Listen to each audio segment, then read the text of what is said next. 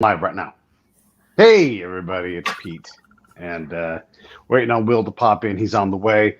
I have my friend with me, Chris. Chris? Chris Renner. I never get it. I never get my left and right correct. I'm always like, do the opposite. And I end up doing the opposite of what I was going to do, which ends up being the opposite of the thing I wanted to do. Anyhow, we're going to be talking about Thomas Sowell's Ethnic America. It's a book from about 40 years ago that he wrote. And it covers I don't know, what would you call it? What would you call it? The adaptation of various ethnic groups into American life and culture? Yeah. Assimilation, I think, is the usual word that's used, but yeah, it is very much about that and about their experiences and how America has transformed them compared to the groups the folks they left behind back home, I guess, and Yeah. how they've transformed America, and it is really really cool to read that and then to think of things that were they're American traditions you take for granted, I guess, but then they are very specifically rooted in an ethnic group. So I think I can't remember if he discusses Germans in that Yeah. and I can't remember if there's a chapter on Germans specifically, but I know one of the things that I've learned from Sowell about Germans is that they, among other American traditions, they had you have Christmas trees, which are specifically a German thing, and you have the wholesome family fun on Sundays, Yes. which was very much not something that the Puritans were really austere, that of English stock and had a different attitude compared to the Germans. Whereas One of the things that isn't just like there's only room for so much in the book, right? It's not a very long book. And so there's different kinds of Mexicans, right? And the different categories of those ethnicities and how they come over. And I think geography, I'm going to ask Will this, and he just texted me. He's just about to pop in. But the geographical impact, the religious impact on migrating, we often have, and I'll just say the words East Coast bias because that's the best way to explain it. But we tend to reduce our problems to the eastern quarter of the nation, and so you'll hear things said, but like that's just not the reality. Like you often will hear, my ancestors built this place, whatever it is, right? If you're in Yale, well, that's not true in War Road, Minnesota. It's like it's a big nation full of a lot of people, and so when you start to put blanket statements down about ethnicity or race, even race, and Thomas goes into Creole and who a Creole person is and free blacks. These are completely different ethnicities that had to fight their own way through into their share of the American dream. So if you're guys new to the Break It Down show, thanks for watching. We'll be here in a moment. I've already got a text. He's on the way. But I would thank you for watching. We have all kinds of shows on. We do stuff with Will quite often, but just the other day we did a live show from a restaurant here in the town that I'm in, talking about one of the very first prize fights in the United States. Both these guys went on to be champions in different weight classes. They fought on a barge out in a bay off of the bay in San Francisco area. So we have all kinds of things on. I was a spy back in the old days in the Army, and we have any number of authors, athletes, musicians, like, oh my gosh, so many musicians. And so we try to have some really interesting things. Next week, we're going to have on one of the guys from Chat.ai who's in charge of that place. We got Charles Mann coming up, who talks about pre-Columbian history, and so it'll be an exciting couple of well, it's always exciting. We always have great guests, and if you ever get the chance to follow or subscribe, you all know how to do that. Chris, how often do you watch a show? Do you ever get a chance to watch Break It Down show? So I have a block on YouTube during the day, so I don't usually catch it live, but I've caught I don't know, at least 10 or 15 episodes of nice. But Will's one of my favorite guests too, so it'll be cool to be chatting with him. Yeah, I'm just looking to see now, like if there's any update. No, he's coming. Just got to give him a minute. He is a very busy cat. So in terms of Thomas Sowell, one of the things I think we talked about this off mic, but he. You would think that someone would take this work, and maybe someone has a lot of work out there, and expand upon it and continue to tell this race. story or this ethnicity story. Like, you have the first, second, third generation of Japanese that are covered in this book, but where are they now? How is that an adaptation to American style? The Chinese, and I think the Chinese story is still going. There's still tons of Chinese coming and going back and forth all the time. And then the Indian, the subcontinent in Asia, right? That massive influx of people that we've brought into this society. It's amazing that America can look. It's not the most diverse country in the world, but it is among the most diverse. Sure. And our diversity is by choice. It's not like in Papua New Guinea where you're like there are like a zillion languages and people. Right. But you and I would go there and be like, you all look and sound the same to me. Like it's a different thing that happens here. Yeah, or like another counterexample would be like India, where it's where you have just massive caste stratification, and you can even since we've learned in the past 20 years that the DNA of Indians is really consistent with where their caste position was going back 3,000 years. So they really have not had any significant level of intermarriage across those boundaries. But then you look, if you look at them from an outsider, it's hard to, they're not, maybe there's not as much visual diversity, I guess, or visible diversity is one way to look. Yeah. Yeah. And a place like Myanmar, Siam, whatever we're going to refer to it as, that's another place where there's violent diversity. Yeah. And they are doing genocide on one another. And we would struggle to be able to tell who was who without a lot of time to inculcate. Yeah. Yeah, that's definitely something that I think I don't know how much Sowell's focused on race relations specifically, but the theme is kind of underlying a lot of his work. Like there's definitely a sense that you get from reading him where people from different racial and ethnic groups can get along if they make the effort to.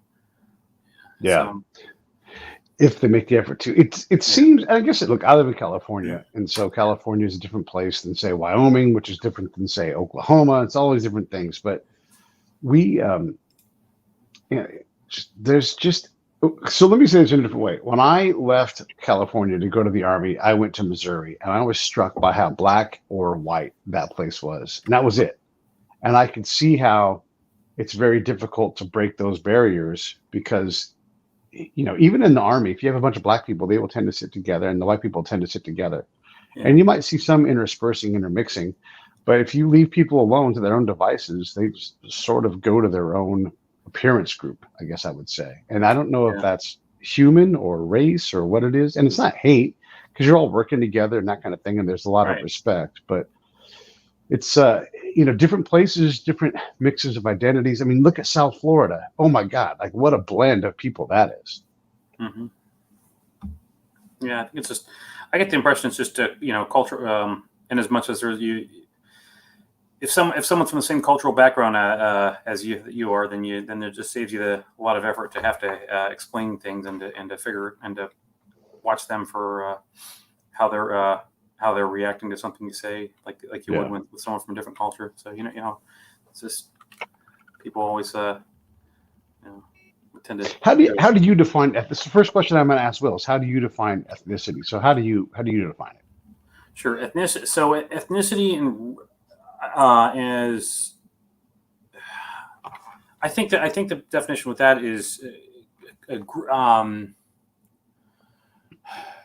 something like behavioral habits that are inherited, usually but not always through the biological descent. So, for example, typically you would get your ethnic background would be inherited from parents who have the same ethnic background going back quite some time. But then there are obviously cases of adoption is the obvious way that doesn't happen. But there's to some extent you have people who might move to an area and they are such a small minority. They're the only person of their previous ethnic background, and then by the time they have kids and their kids grow up, then the kids adopt the ethnic, or for all intents and purposes, ethnically more similar to the surrounding group. And race is sort of, I think I've heard race defined, and I can go ahead with if you want me to define that too. Yeah, sure. Do that, and I'm going to work on getting Will the link. Sure. Again, Race, so. I think, is another term that gets mixed up with ethnicity a lot.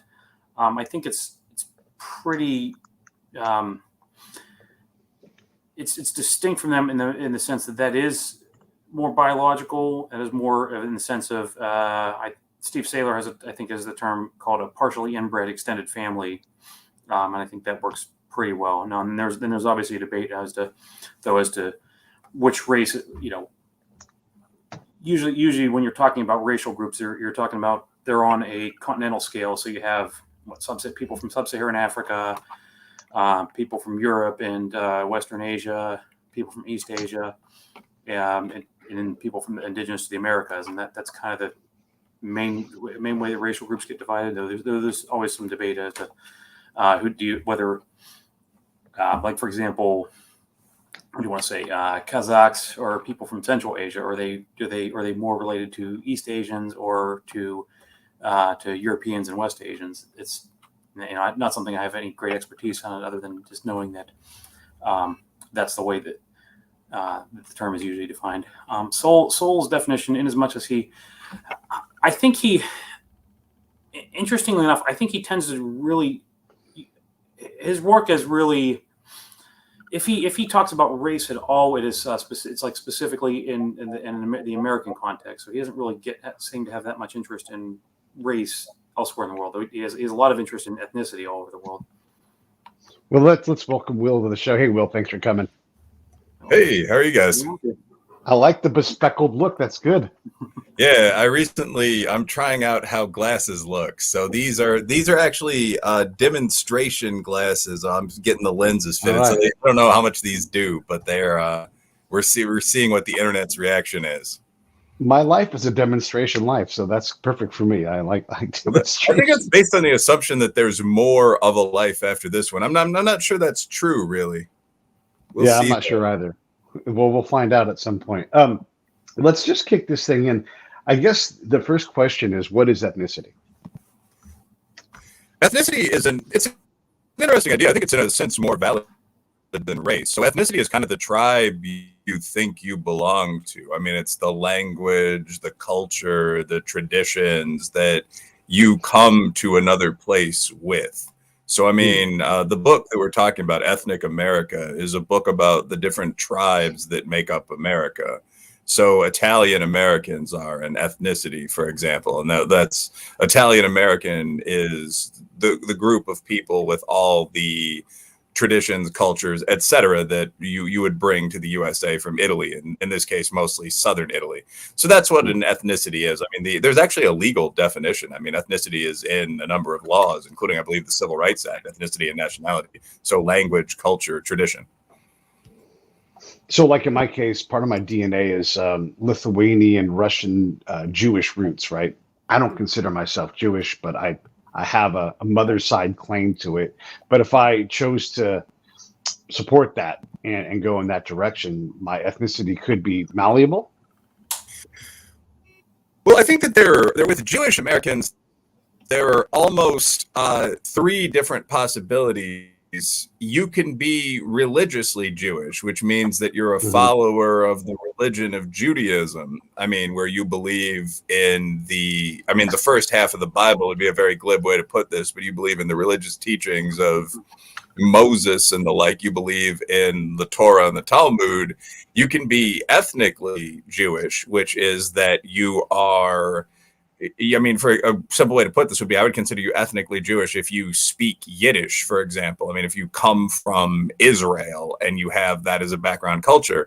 And I don't know if I would consider this a race, but you can certainly be 23andMe Jewish.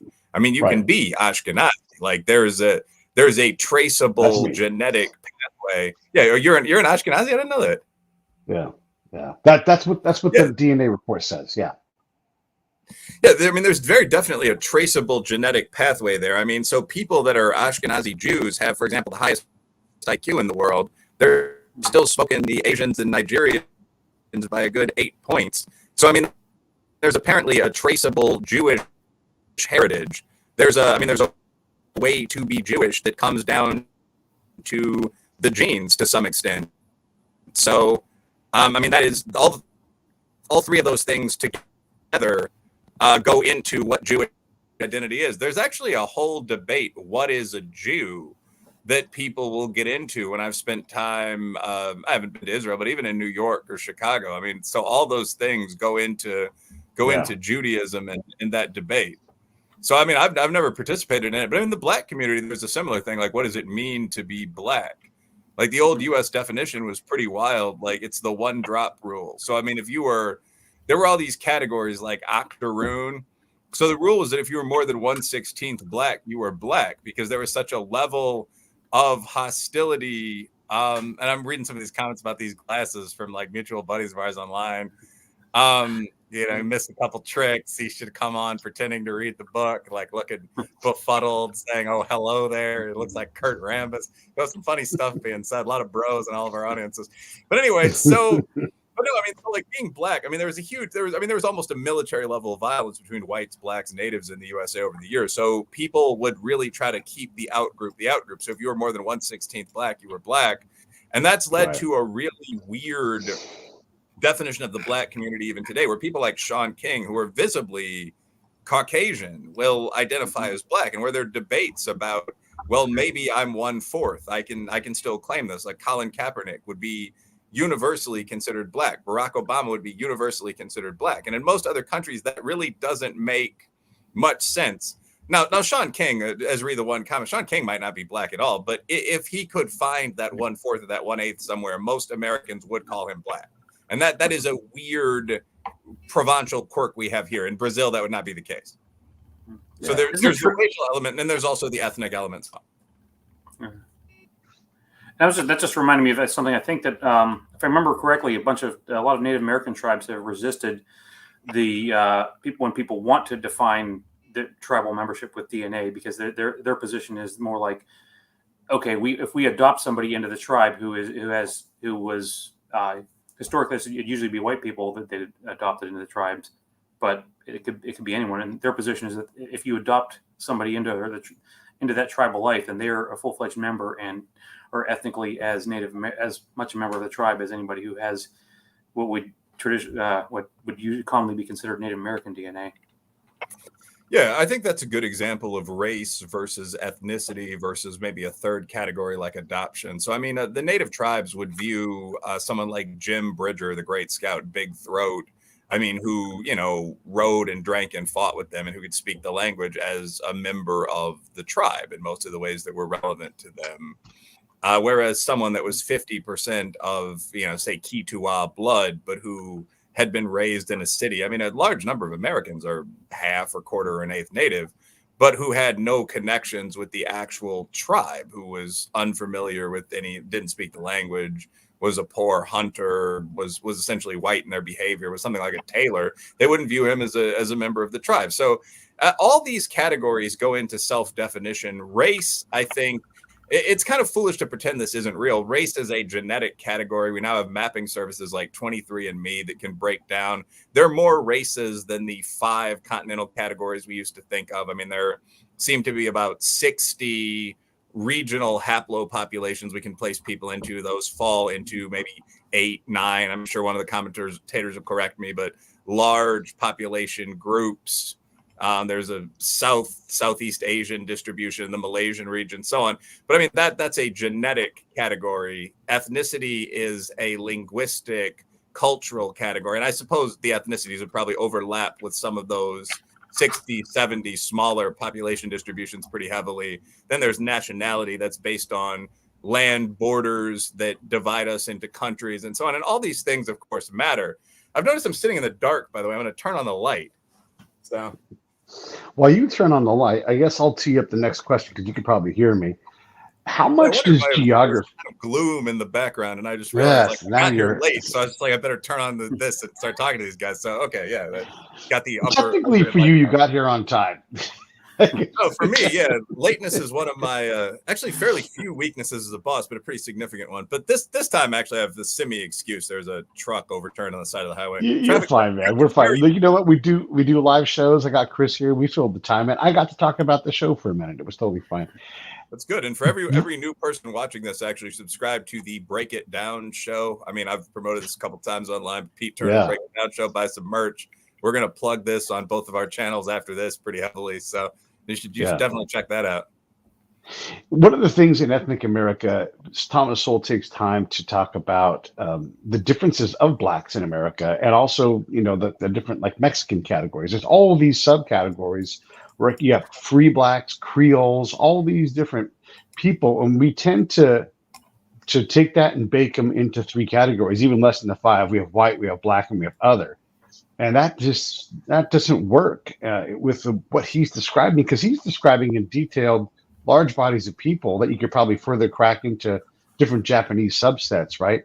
And there's a pattern in how these people get adapted into the U.S. culture and the ethnicity of America. But when you look at that, how important is it is it bad to get too fine detail, or should you ignore Creole, free black, Karimi black, Sudanese black, Ivory Coast black, and just look at it as just skin tone as a category?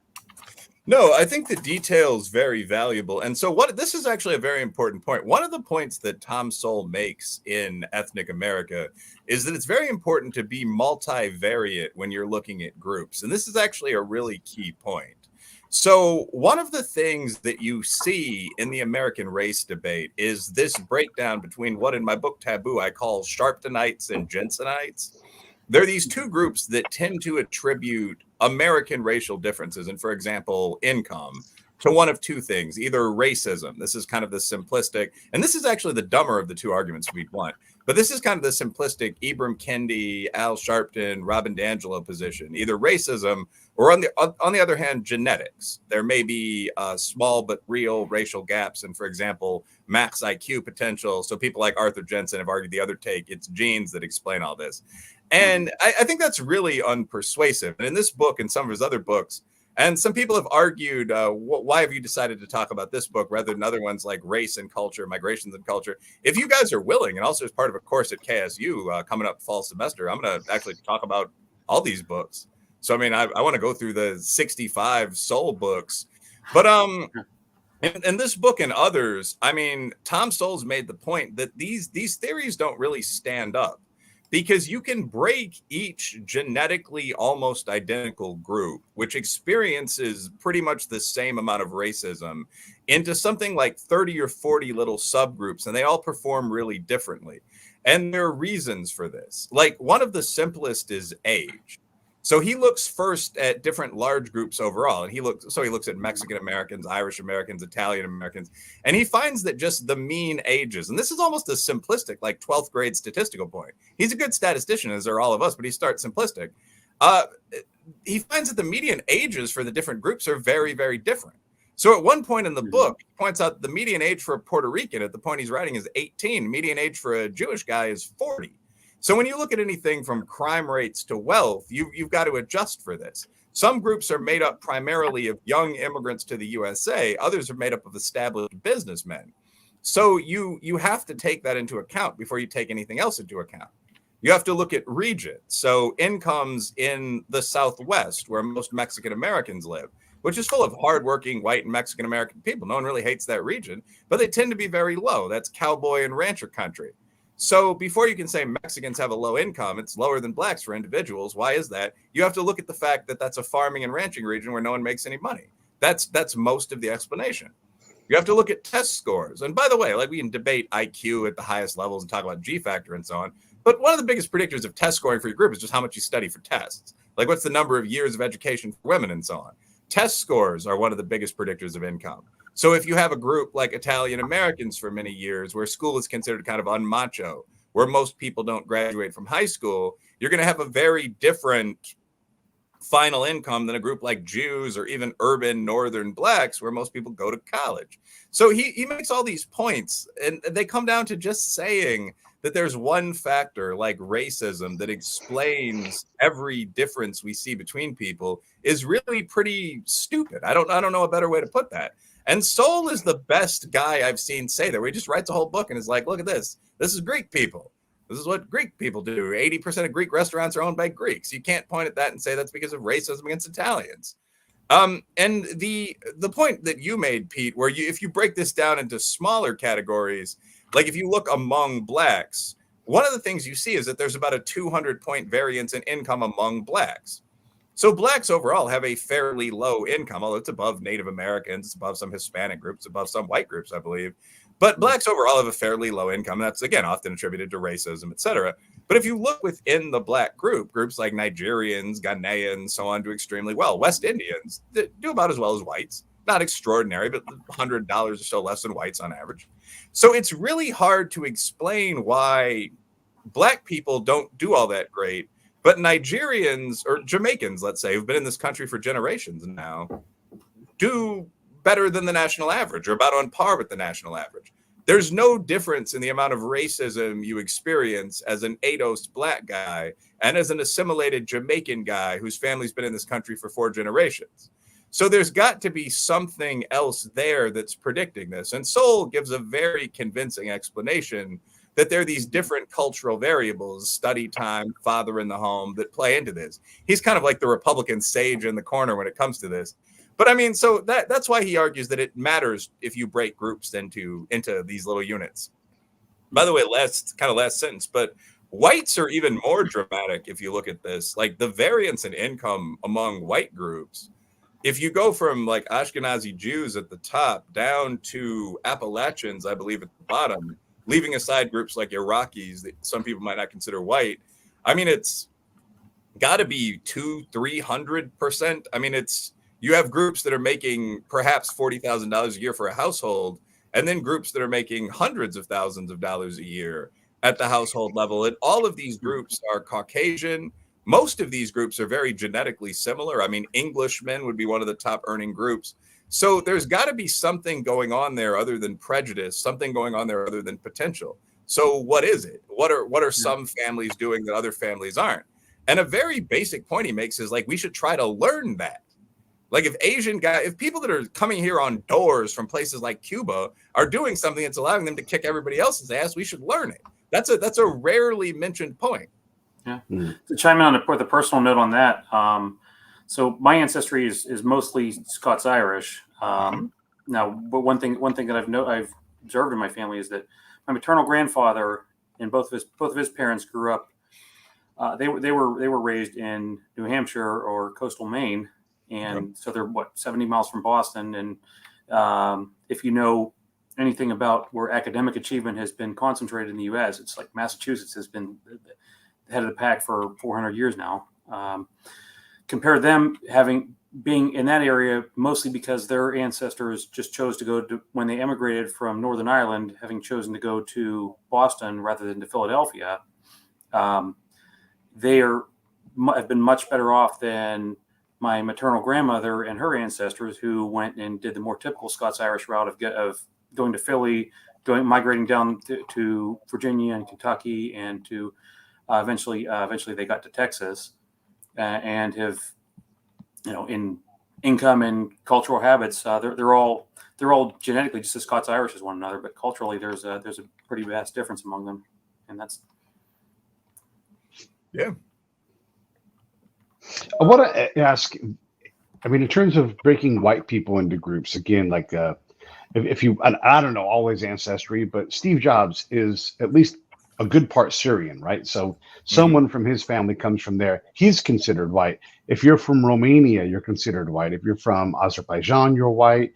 If you're from all these places, these are dramatically different places to immigrate from culturally, and it's got to be ethnically. They're like, you can't put these people in the same group as say like the English. Like when you say WASP, how can you be a WASP if you're a Catholic? Like it's in the title that you're not, a Protestant. So How do you deal with the white situation? And when you look at that, it's like Swedes come and immigrate. You have all these different Italians are different. How do we deal with that in terms of the Sowell's book? Is it just that he doesn't want to write a 500-page book? Help us out. Well, I've actually gotten into some arguments because I don't, for example, capitalize white on Twitter and Facebook. Like, I don't know if white is a really useful category. I do for Caucasian, for example. But like, I do think race is a pretty real category. The issue is how to define it. Mm-hmm. And this seems to be one of those things where like smart people are taking a fairly simple idea and trying to make it so complicated for political reasons that no one can see what it is. You're now seeing this kind of happen with sex too. But I mean, so with race, like forensic anthropologists have for a really long time said there are basically 5 continental races. And if you want to get into that almost phrenological crap, like looking at the shape of people's teeth, like you really can put people in like the Asian, Caucasian, African Bantu. There are different people in Southern Africa, the Khoisan and so on, Malaysian, Amerindian, and so on groups. And genetics seems to crudely confirm this. Like most of the people in the different European groups, like at least as I understand, but I mean, Celtic people, Iberian people, so on, all these would be separate 23andMe subgroups. But all of those people would be in what we would historically have thought of as the Caucasian race. Right. And most of those, like, obviously there aren't any pure races or anything like that. But just looking at it logically, people in like Iran would strike me as being people from the Caucasian racial group, like warriors from the Great Steppe or whatever, who went down into that region and met civilized people who already lived there and had kids. Like those people would track pretty closely genetically with other people who would be white living further north. Whereas there would be greater genetic distinctions between someone who was Caucasian and someone who was Bantu. So, I mean, what white to some extent means is just like Caucasian person from Europe. And most of the questions about who's white seem to get into what do you do with Caucasian people from Eastern Europe or North Africa or like West Asia or something like that. So racially, I don't think that's all that hard to distinguish. Like there are characteristics you could look at, like nose shape. And to some extent, all this is kind of idiotic as we start having more kids and so on. Like as we can trace things at the genetic level and say, well, this person is, Celto-Iberian rather than white.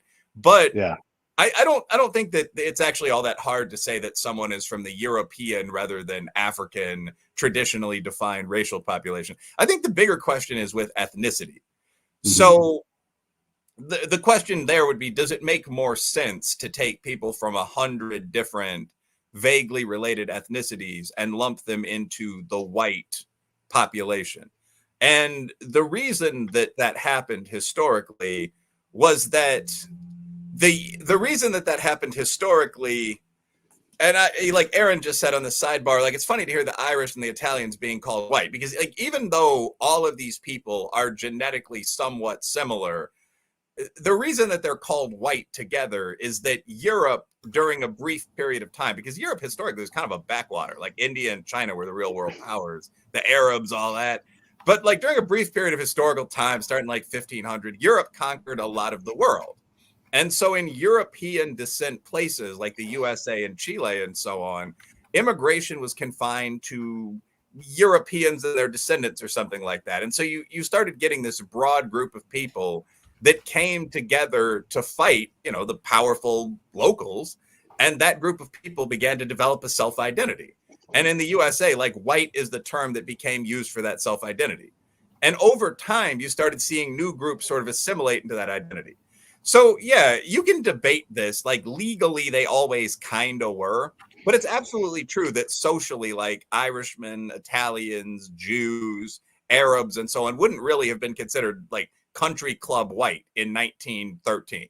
Yeah. So it's a category that keeps shifting.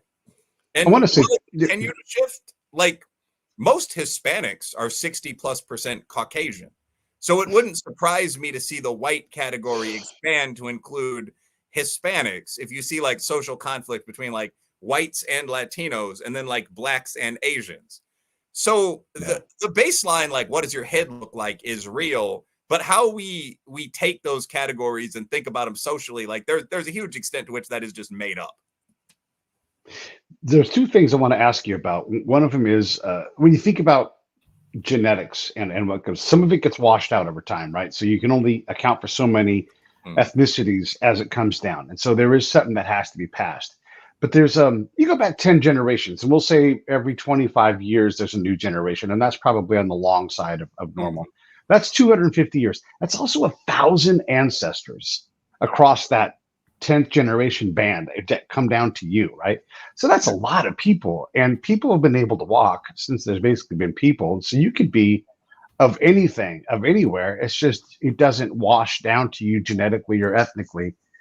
And that's always strikes me as odd. The other thing is here's what I know about people. If you have Puerto Ricans, we'll say a third of them are going to be like, we're going to stay Puerto Rican and we're never going to change.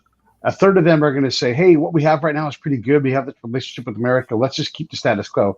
And a third of them are like, we're getting the fuck out of here because what's going on here sucks. That has to be a norm, whether you're on Sardinia or you're in, the Caucasus Mountains or whatever it is. And so does that ethnicity and genetic disposition to say, I'm going to go, I'm going to stay, I'm going to fight, does that determine in any way how a group would adapt to American life?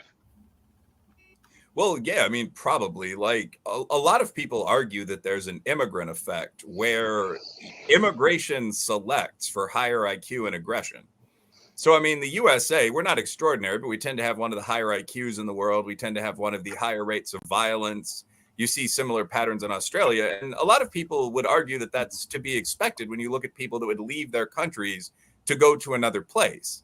So, I mean, when I talk about race and IQ, there's an entire debate that's often called the cult crit hered debate, to simplify it, but that looks at why there are differences in IQ scores between, it's probably better even to say countries than races, because again, there's a 20-point spread within quote unquote white countries, but worldwide.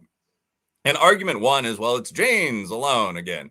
Argument two is, well, it's, racial prejudice or poverty in the past. And argument three is, again, well, it's complex and multivariate. Like for the Arab countries, do you guys educate women? This verges into genetics at the end, but do you still marry your cousins? Not to be rude. I mean, of course, that's a practice in a number of countries worldwide. But like, what's going on? Like, what's the number of years of education? How many people live in isolated montane, mountain climate, so on. So there's this whole debate about this. And one of the aspects of this debate is people looking at the performance of West African immigrants in the USA to see how they do. And as it turns out, they do really well. Like Black immigrants in the USA perform about as well as whites. There's a paper in 2015 from Chanda Chasala, who in addition to a journal actually put this up on the far right site, the UNS Review, and is like, if you look at how Nigerian immigrants, for example, do on IQ tests, the whole race and IQ debate seems to be dead. Like the second and third generation for this group is on par with anybody. It's at the white level, if not the Asian level. And anyway, the reason I'm talking about this is that the response, which is actually pretty intelligent, although I don't really agree with it, is, well, you'd expect that because these are the people that left those countries that are usually from the upper middle class, that are the most competitive people, to come here. So whether or not you think that rebuts this guy, Chasala, generally immigrants tend to be young, competitive, male. They're people that want to leave their country for a better life. So yeah, what effect does that have? It means that countries like the USA benefit. It also means you want immigrants from successful places, though. Like the best people leaving Guatemala, I mean, I think are, high performers ready to go, but like Guatemala right now has a lot of problems. So even if the most aggressive best people come here, there's going to be a period of 2 or 3 generations of acclimation before they're going to be competitive here. It's going to take longer for the best people from Somalia. So from a blunt, amoral standpoint, we might want to get the best people from Korea, but we have a slight, immigrants in general tend to have that edge. We have a slight advantage, although again, it depends where immigrants are from because we're a nation of immigrants. A big element here is that countries that lose a lot of population to immigration tend to struggle for a while. You know, China or Nigeria is going to make it. But I think about Ireland back in the day where more people left the Emerald Isle than stayed. And Ireland became legendary for being kind of poor. There were farms left abandoned because there weren't enough kind of people, especially strong men, to take care of them. So there's a whole thing that goes into immigration. And Sowell actually talks about that in the book. These regions like Corsica near Italy or Northern Ireland that were largely abandoned because so many people were going to America, Australia, Canada, these places I mean, think about it, like the New World that were presented as lands of opportunity. And that weren't always if you wound up in South Boston with no shoes on, but, you know, you took the chance. Yeah. If he's, one thing that he is mentioned, I think in the context of several different ethnic groups, is it was pretty much never the people at the very bottom who were immigrating. It was always people who had at least could put together enough money to get on, you know, to buy, in the case of Ireland, to buy passage to the United States. So that made it wasn't people who were just total. It was never something that was people, even regardless of whatever else that was true of the immigrants. They were never the people at the very bottom. You know, they always had some hope for improving themselves. Yeah. Now, in the case of Ireland, one of the great forgotten stories of history, which is white indentured servitude, or bluntly slavery or near slavery, does play a role there. Where, I mean, you had the spirits, quote unquote, that were walking around the big cities saying, you know, we'll take you to America, you know, sign the contract, you'll work a mere 7 years. And, you know, and people would sign, put their X at the bottom, and they would be taken over here and, you know, steerage on these boats, and they would work under these bondage contracts where you'd get paid, you know, a bowl of porridge a day and so on. So, I mean, quite a few very poor men were brought here, and, you know, very many of them died in the tobacco fields and so on. But yeah, the stereotypical immigrant in general, and this is true today, is not a desperately poor person. It's sort of an aggressive, smart, working to middle class person, usually male, that wants to do something better than what they have at home. And even today, I mean, people make a lot of fun of like the migrant trains at the border and so on, but they're usually fit, young, warrior age men with like their cell phone out, sometimes their girl in tow, like looking for adventure. I mean, there's very little oppressed about these people. And I mean, I'm not mocking them. I'm certainly not complimenting them. I mean, you see guys with their backpack on, like their iPhone out, like taking pictures when you actually see these border crossings. The idea that there's a major problem with asylum seekers at the border is almost totally fictional, created by activist groups. So that's a pattern that we saw in the past and we saw today.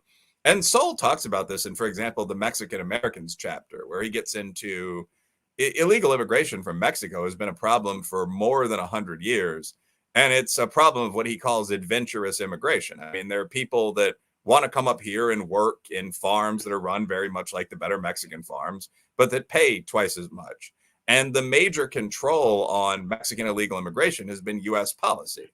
Like, when you catch guys across the border, does the Border Patrol give them a mild ass kicking, throw them in a bus and send them back? Not to be too glib about this. Or do you allow them in and give them, you know, papers and, you know, an asylum hearing 2 years down the road? And the first policy, and of course, you know, we follow human rights law and so on, but the first policy historically has had a much more significant impact on reducing illegal immigration than the second policy.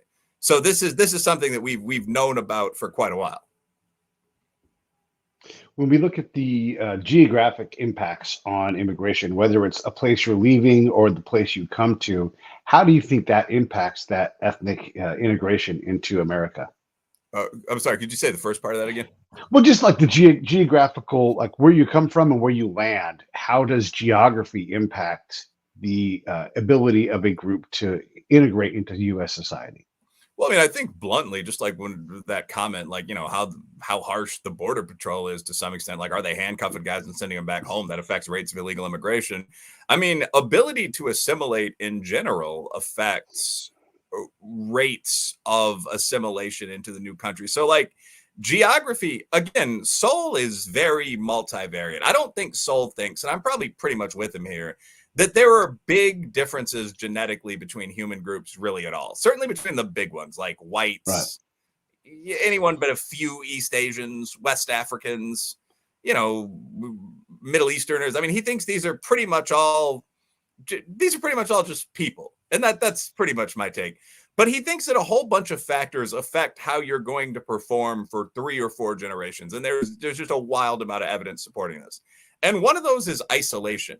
So when you look at really low IQ scores or really high crime rates, one of the things that predicts those very often is being cut off from the mainstream of society. So he looks at the canal boat communities in Britain, for example, where people are literally living on these houseboats that are lashed together into these almost cities in the middle of these filthy rivers in England for pretty long periods of time. He looks at Irish traveler gypsy camps, which some of you guys might remember from the movie Snatch. Looks at Appalachia. I would put the huge black housing projects, which existed like well into our lifetimes, in this zone. So, I mean, black crimes dropped dramatically since most of those were torn down, although it's still very high. But I mean, so one of the things that really predicts struggles in school and a lot of crime is just being cut off from the mainstream, not having anything normal to compare yourself to. So if you take people like Scottish Highland lairds from these isolated mountain environments, for example, and Somalia or Afghanistan comes to mind in modern times, like we're getting a lot of Afghan immigrants right now. We're going to see how that goes. And you move them into modern first world society, you're going to see more difficulty in assimilation than you will if you take people from Japan and move them into modern American society. That's again, one of those things that's mildly politically incorrect, but it's just obviously accurate. This has even been an issue in Britain with like one of the greatest human groups, the Nepali Gurkhas, who are warriors in the British Army. Like they're well liked in Britain, but it's just accepted that if you take Nepali tribesmen from kind of the slopes of the Himalayas and you move them into London, there are going to be things that you have to do. Like they're going to have to be courses about going to school and interacting with British women and using technology and all this other stuff. And the Gurkhas are very willing to do that, which is a big part of this process. But I mean, like it's the same thing in America. Like if you're going to have mass Somali immigration, you're going to have a lot of training that goes with it. And there are a bunch of factors that affect assimilation, like what's religion there and here. What's the desire to assimilate? How well do the two countries get along? I mean, like, obviously, a bunch of people from Afghanistan that were sympathetic to the Taliban regime would be less interested in assimilating into the USA than a bunch of guys from Ireland. I mean, so any immigration policy that doesn't take this into account would be insane. And ours has, in some recent years, verged on that, in my opinion. One of the things that Thomas Sowell does, he has his different groups. He definitely leaves some people out. He doesn't cover, maybe it was just a little bit too soon, the Iranian influx of people. Is there a group you would have liked to have seen him cover? And is there an overall pattern between these groups that stands out? Well, yeah, I mean, so I'd like to see him cover, Persian immigrants would be a good one. Let's see who he's got in ethnic America. Let's check out the chapters here. Because Tom Sowell's been writing for about 50 years. I mean, I always call him the OG or the triple OG jokingly. So, yeah, he wrote this book in 1981. Okay, so it's not in the 70s. This is the original Ethnic America here. And Tom Sowell himself has been alive since 1930. So he's seen a world change around him. So the groups in here are the Irish, the Germans. We've almost forgotten about them as an immigrant group. The Jews, the Italians, the Chinese, the Japanese, the Blacks, the Puerto Ricans, and the Mexicans. So I guess really anybody else. I mean, the Persians, the Koreans, the Nigerians, the Arabs, everyone that's come since. The big one would be the Indians, that kind of thing. Mm-hmm. So, I mean, I assume he'll redo this book at some point, but, well, actually, he might not. Tom Sowell is getting near to, knock on wood, but to the kind of the end. So who would you like him to see? Like, of the groups you're naming, who would you like to see him cover? Probably, I'd like to see probably the Indians or the Nigerians. I'd like to see him cover one of the very high income minority groups just to see what he says there. I mean, I guess he covers an Asian group in this book. But like Indian Americans are the richest group in the USA. So I'd actually be curious to see what he says about the overall income pattern in the USA, which I'm pulling up over on my computer screen here. But list of ethnic groups in the United States by household income. So Nigerians fell off the past couple of years, although they're still the best educated. But like the number one group in the USA by wait, what?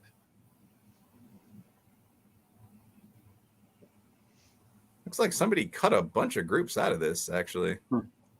Yeah, somebody revised this so the number one group. So what? Somebody edited this so that all the groups are European now. People keep screwing with this list, but the number one group in the USA by income. Oh, here it is. Okay, yeah, the number one group by income overall is Indian Americans at 141,000. So yeah, that's. I'd like to see him cover a group like that one. Yeah. That's interesting. And then you mentioned Arabs, and that's another very interesting group because Arabs have been around for at least 3,000 years, right? They're an ancient people, but you do have these ancient people that are scattered among us. Chaldeans, these groups of people that we don't know about here in America, but in the Arab world, and Arabs and Chaldeans are the same people. But there's real interesting, quite a bit of diversity within that group as well, and then how they come and why they come. All of these things are fascinating. I'd love to see that one. Chris, do you have an ethnic group you would like to see Tom do? Sure, goodness. Well, if he's got the time, I think of several. But Persians would be cool. My wife is Persian, so that's definitely up there. I mean, he kind of in Black Rednecks and White Liberals did a lot. That is about enough. I don't know how much he could do more into the Scots-Irish than that. But if you want to get into really granular ethnic groups, just pick one so we can move on. Yep. So Iranian. Okay, good. The Persians. Will, is there an overriding pattern for all of this ethnic America adaptation stuff? Is there something that stands out to you? You mean just throughout the book? Yeah, like you have some of the groups tend to re-immigrate and then maybe even bounce back again. There's just all these different patterns. The second generation is more integrated than the first, and the third is almost completely integrated in Japanese culture. What stands out to you is like, this is like, if you were going to design a policy based upon large ethnic group integration, like what are the truths in the book? Well, I think there are quite a few truths in the book. I mean, one of them would be that assimilation is an essential part of any successful immigration policy. I mean, one of the things that you see with large scale, so there are a lot of, still looking at the list of different ethnic groups that people like chop up all the time. Okay, but anyway, so there are a couple different things that come to mind. And they range really all across the map. I mean, one of the first actually is almost a left-wing point, but it's that diversity isn't especially rare when it comes to big countries. One of the things we hear all the time is that diverse societies struggle, or, mono-racial, homogenous societies are more successful, this kind of thing. So people talk a lot about Norway, Sweden, Japan, etc. That's not really accurate. Like it's technically true to say that the most conflicted societies, if you're looking at Yugoslavia or Somalia, are very divided, very tribal. But it's also accurate to say that those tribal societies are entirely composed of people that are one genetic race. I mean, Somalia is all black, Yugoslavia is all white, in the very accurate 23andMe genetic terms we gave earlier. Most, and for that matter, most of the groups that we talked about so far, Germans, Jews, Italians, Irish people, so on, are actually within one genetic racial group, if we're going to use that term at all. So a lot of big countries, I mean, if you're talking about Brazil, you're talking about Russia for that matter, you're talking about the EU taken as a whole, have a lot of different people living in them. And the USA, obviously, just looking through this book, Mexicans in the Southwest, British people, Irish people living together in the same country, not even seeing each other as foreigners anymore, is one of those countries. So, I mean, I think that when you look at immigration, the idea that you can't have a society that has different kinds of people in it has just clearly been proven wrong over and over. Now, one of the other things is that different groups of people have different levels of success and are successful really even at different things. If you look at Black performance in athletics or Asian performance in mathematics or something like that, and it's just crazy not to discuss that or not to discuss that honestly. I mean, that's another point I'd bring to the table. So you have to be aware of that. There's nothing really wrong with that. And I guess a third takeaway would be that to enhance success for everyone, you obviously do need not just to talk about things honestly, but to assimilate everyone. I mean, when you talk about, is it harder to become part of the national mainstream coming from a very isolated kind of society, or from a society that's traditionally hostile to the USA? Although I wouldn't let in very many people from societies traditionally really hostile to the USA. But yeah, and there are a whole series of things that they talk about in kind of, the Mexicans chapter or the Germans chapter that you can use to deal with that. But you do need to do those things. So I guess those would be my takeaways from the book. Like, the country really is made up of many different kinds of people that we now basically just think of as Americans, like Germans. But those people still today do very different things and perform at different levels because of all the things that Sowell talks about, like age, region, test scoring, study, interests, skills, etc. Like 80% of Italian chefs are still Italian, he mentions at one point. That may have changed since then. And there's nothing wrong with that. But finally, to get people even to that level, you have to train everyone to be an American. So something to still keep in mind. We haven't really covered the Germans very much, and they are fascinating. I mean, a lot of the people from England are Germans, like Wessex, Sussex, these are German names because Germans came and inculcated there, right? And so they have done well here. They definitely did well in England. What about the Germans? Yeah, well, the Germans chapter is an interesting one because the Germans were the first example of a group of mass immigrants to the USA. I mean, I think that was a really interesting point. So Sowell talks about this for quite a few pages. Let's actually see when the German influx came in. I mean, almost at the start of the country. So, right, I mean, he talked mostly 1700s, I believe, and then probably a pretty significant additional chunk in the like, say 1848 to the Civil War. Yeah, no, that's exactly right. I mean, by 1828, there were as many as 1,000 German immigrants arriving in America in 1 year. By 1832, there were more than 10,000. By 1836, there were more than 20,000. 50,000 Germans in 1846. So, like, the first mass immigration to the USA wasn't Mexicans. It wasn't even Irish people. It was the Germans. And we've forgotten that because Germans assimilated so totally that today we just think of them as Americans, basically. Yeah.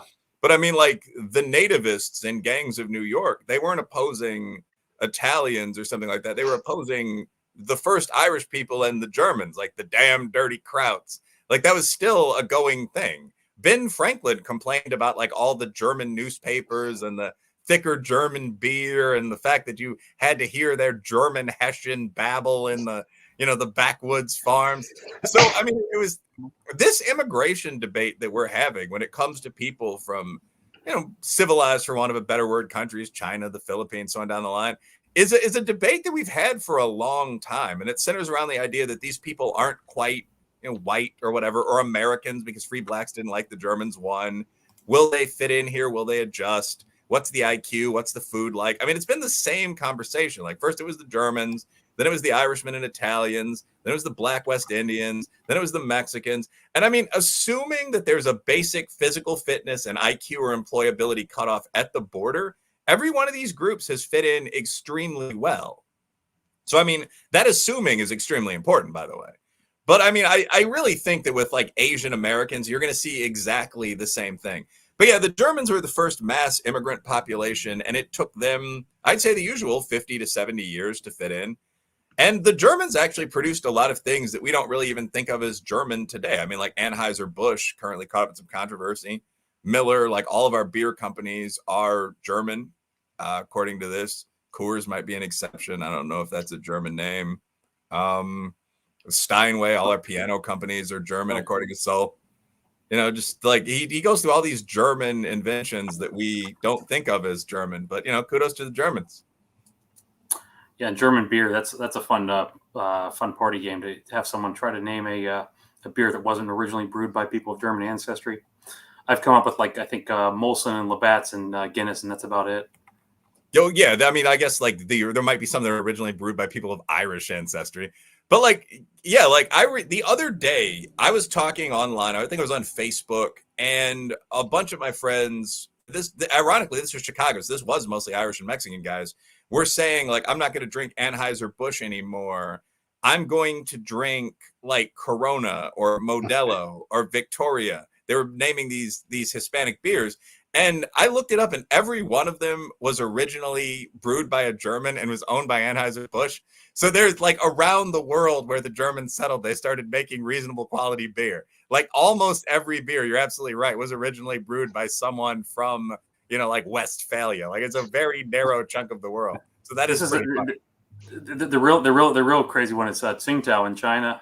That was basically late 1800s German expatriates started the brewery there. Yeah, no, I'd heard that. I wasn't sure that was true, but that is really fun. That was one of I forget, might have been in Ethnic America or one of the other books where Sowell was talking about Germans, but he's like, yeah, Germans brew beer everywhere. That's like the first thing they do. They build their house, and then next thing you build a brewery. It's also a fact that there's an Irish bar in every place. You go to Baghdad, there's an Irish bar. They're everywhere. I wanted to cover the blacks in terms of the one category we probably should make sure we account for in this conversation. Okay. What are your thoughts? Well, that's kind of a broad. Some of these are broad questions. What do you think about the Germans? What do you think about the blacks? Well, they both have long, bloody histories full of great art. I mean, like, yeah. So integration for the black group hasn't been easy, right? And obviously, there's a lot of reasons for that. But there's a pattern of this isn't working or hasn't worked well, and it's still, like, we're talking about 400 years of oppression. So this ethnic group has not managed to, en masse, maybe, to inculcate. What are your thoughts on all of, like, the challenges and the successes, I guess? Well, one of Sowell's points is that the sort of the sadness narrative, like 400 years and still with struggle, isn't really all that accurate. I mean, he basically compares black performance to the performance of other groups in the USA. I'm actually going to pull up these household incomes again over here. And his point is that blacks aren't really doing particularly badly or well. And that's pretty much accurate. I mean, so, like, the average black household income right now is $46,774. That's below whites, who are at $74,000. I think that figure for whites is a little high. The figures for whites on these are always exaggerated, probably because most of the commentators are whites. But it's right up there with Hispanics. Hispanics are usually in some other race. So, yeah, that's Hispanic and Native. That's 53,148. Asians are obviously kicking everyone's ass. Native tribal members, you get up here. The lowest of those is Apache at 28,000.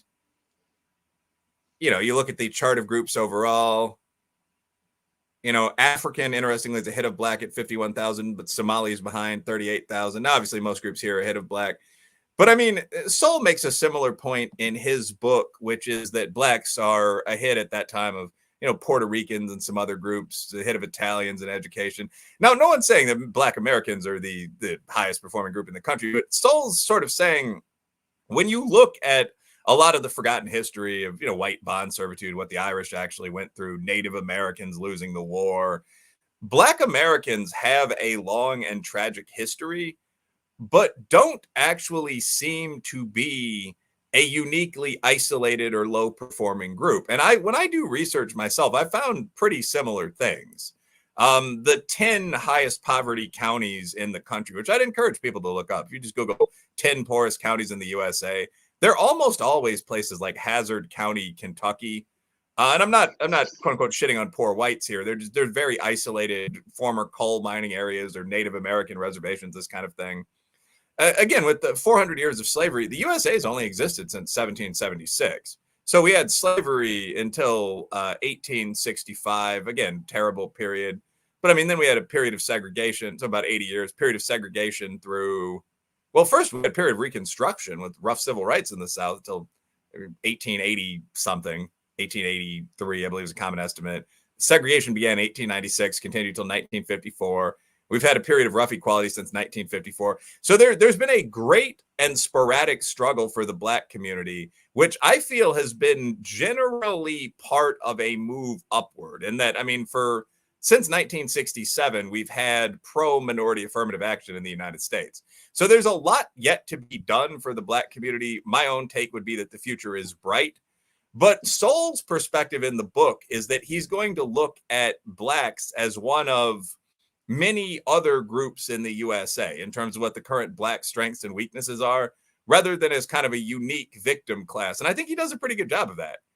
So, you know, black people at the time he wrote were doing well at some things, badly at some others, well in athletics, well in cultural shaping. A great deal of American culture is working to middle-class black culture, poorly in crime, which continues to this day. So, I mean, I think his chapter covers the African-American ethnic contribution pretty well. Nice. Anything you want to cover on the book before we wrap it up? No, I think that let me see actually what Sowell says. No, I think that I think that, yeah, what I said about the black chapter, certainly I might be inclined to add more about the horrors of history, but I feel a lot of people have already kind of done that. I think that what Sowell does in the book is, to some extent, first add more about the horrors of history for a lot of the other groups. I hadn't known many of them for the Irish, Italians, etc. And I think that's something that's almost totally omitted from the modern American curriculum, but mostly just sort of cover each group's history pretty well. And I think we've done a pretty good job of rehashing that today. Yeah. Yeah, no, for sure. And I appreciate you coming on. And I appreciate you, Chris, for coming in and helping me with the lift on the questions. And anybody who wants to get more, I guess the best place is just go to Twitter and type in Wilfred Reilly, and you'll find him there. And he's pretty active on there. Any closing remarks, Chris? Sure. Other than yourself, can you think of, so when Sowell passes from the scene, who would you consider people who are taking his work and running with it? Well, I think there are quite a few, actually. And the thing with Tom Sowell is that I don't consider anything that Sowell says, I mean, in terms of the just conversation just now, like Black Americans suffered terribly in the past, but so did the Irishmen and everyone. I mean, women couldn't vote until 1920. I mean, I don't think of takes like that as particularly controversial. I think of Sowell as a sort of center right, but very empirical, historical, and to some extent quantitative analyst. And a great deal of the responses to him or to that kind of take, when I think of the 1619 Project, for example, or a lot of the material that's perhaps considered more mainstream today, the New Jim Crow, the Brother Ibram Kendi, as extraordinarily highly politicized, as much more slanted in one direction. I suspect you guys would agree. So I think that a lot of people actually are taking up the Sowell torch, if you will. I mean, I'm a member of 1776 Unites, which was kind of put together as the Black business and social science community, or at least the rightward half of its response to 1619. So, I mean, when I think of the people there, I mean, you've got John McWhorter, Glenn Lowry, John Sibley Butler, Coleman Hughes, whole bunch of other people, really. But Bob Woodson, of course. Let me pull up the masthead here. Actually, I don't want to insult anyone by leaving them out. This will take maybe 20 seconds here. Our scholars. All right. Yeah, but I think there are quite a few people that are interested. Carol Swain, Ian Rowe. I mean, Shelby Steele, Bob Cherry. I mean, Yahya Fanusi, mentioning people from the motherland. I think there are quite a few people that are very interested in continuing the same sort of analysis that Sowell did.